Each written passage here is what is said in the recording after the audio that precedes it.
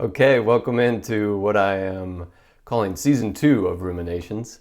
Not so much because much is changing, but because we're switching to one video a week now to make room for some other content and other projects that I am working on. So let's dive in and see what's in store for this weekly now rumination.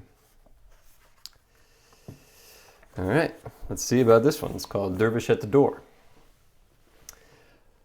A dervish knocked at a house to ask for a piece of dry bread. Or moist, it didn't matter. "This is not a bakery," said the owner.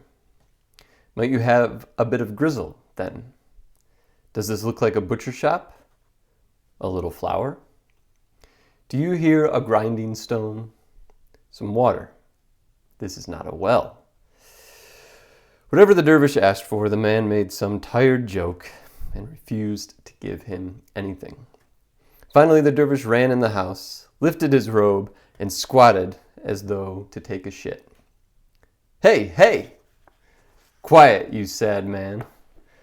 A deserted place is a fine spot to relieve oneself, and since there's no living thing here, or means of living, it needs fertilizing." The dervish began his own list of questions and answers. "What kind of bird are you? Not a falcon, trained for the royal hand. Not a peacock, painted with everyone's eyes. Not a parrot that talks for sugar cubes. Not a nightingale that sings like someone in love. Not a hooppo, we'll say, bringing messages to Solomon, or a stork that builds on a cliffside. What exactly do? You are no known species. You haggle and make jokes to keep what you own for yourself. You have forgotten the one who doesn't care about ownership, who doesn't try to turn a profit from every human exchange." So what can be learned here, right? This is a calling out of the petty things that we use, and this homeowner is being visited by this holy man, this dervish, is probably living from a state of fear, right? These jokes, this sarcasm, this refusal to offer comes from this gripping, this holding, this protectivism, and an unwillingness to sort of open to a different way of being and a different way of existing. But the thing that I want to sort of emphasize about this, and I guess the area that I'll focus in on today with this one, is this idea of you haggle and make jokes to keep what you own for yourself. So this is sort of literal, right, in the context of this little story in the poem. That you haggle, you make jokes in order to protect that which you view as yours, in order to avoid perhaps a confrontation, right? Something more unpleasant over those things. But there's also a metaphorical level to this gripping, to this statement of you haggle and make jokes to keep what you own for yourself, right?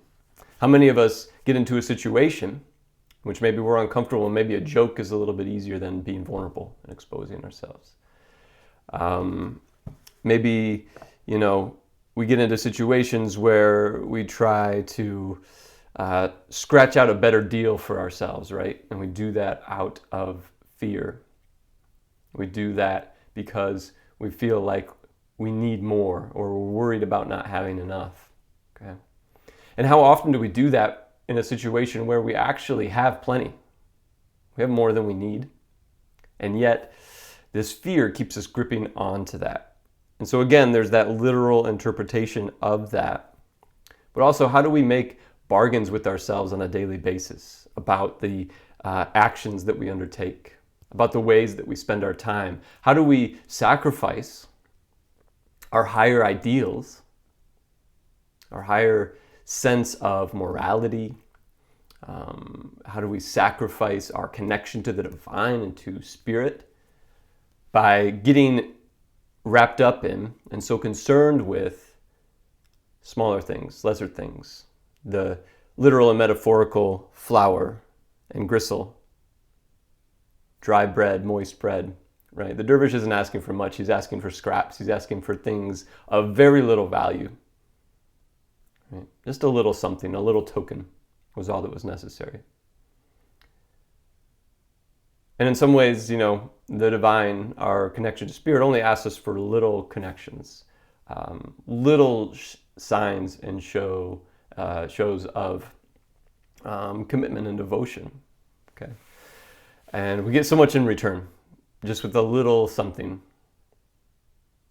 And so if we want to protect ourselves and play small and not be vulnerable and open our hearts, we can make jokes and be sarcastic, can try to control and grip onto the things that we have because they make us feel secure and safe or strong, right? But a lot of times that's a front. I imagine this man in the story is kind of putting up this front through this comedic exchange.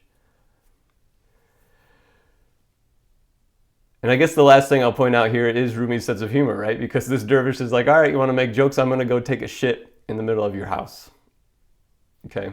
And so that's sort of like giving back getting back what you give, right? Returning what you receive. And so there's kind of a metaphor in there too. And there's also a way that we can take spirituality and spiritual lessons lightly. A dervish, a holy man, wouldn't be above, in this case, a little toilet humor, right? That's still within the scope of spirituality and potentially even a spiritual teaching. So keep that in mind. Enjoy your rest of your day, and much love.